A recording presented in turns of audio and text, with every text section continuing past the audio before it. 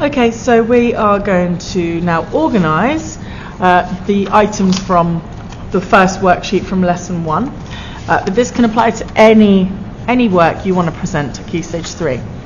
So what I've done is I've taken the worksheet and I've cut all the individual pieces of work out. So there's my little landscape.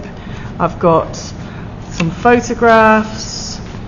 I've got a table that you filled in, a title, the artwork title,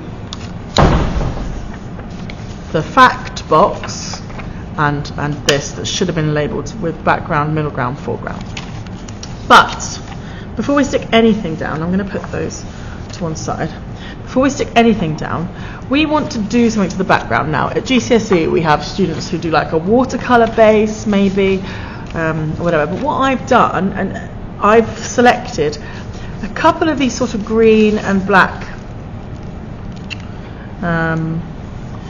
pre-painted and photocopied backgrounds for you to use in your sketchbook.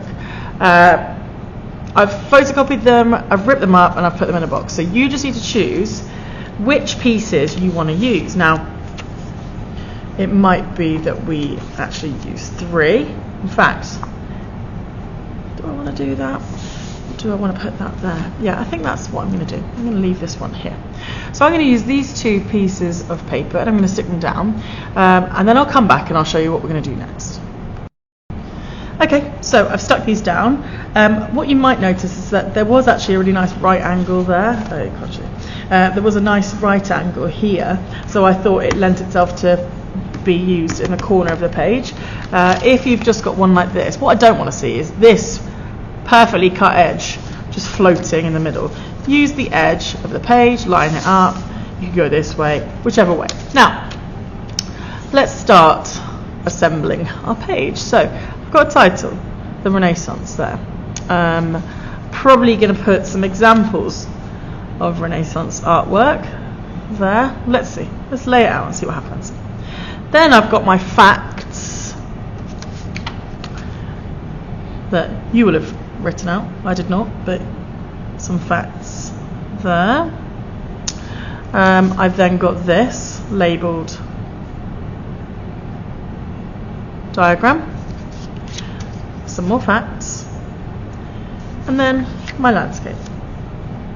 It's up to you how you do it. You might want to do this and this, but whichever way looks best to you is fine. And as you can tell, hopefully, is that I'm overlapping it on top of my background, because it's not my work, it's just a background, so it must go behind the work. Now, I don't know, I feel like there's something missing. Maybe I might add another one. Does that work? Do I need it?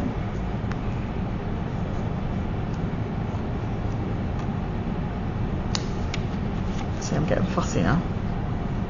I want to add another piece.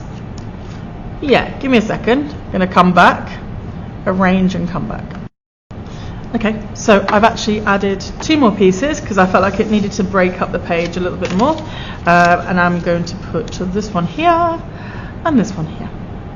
Okay, now when you're gluing, it's okay to glue whilst you're leaning on your book, but ultimately you just don't want to get glue on your page because then it sticks together and you get that horrible mess. So the best thing to do would be you're going to glue onto the separate sheet that you're sticking down. Don't glue onto here.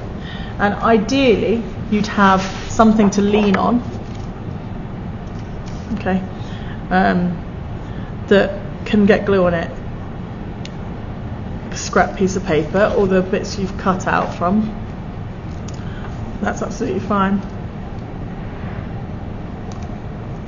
especially when it comes to these small bits. It ends up becoming quite messy, so try and make sure your work area is clean and tidy and you've not just got glue all over everything. And that's it. We might have some time for some annotation after this, but really this would be a successful and professional looking double page to start the new topic.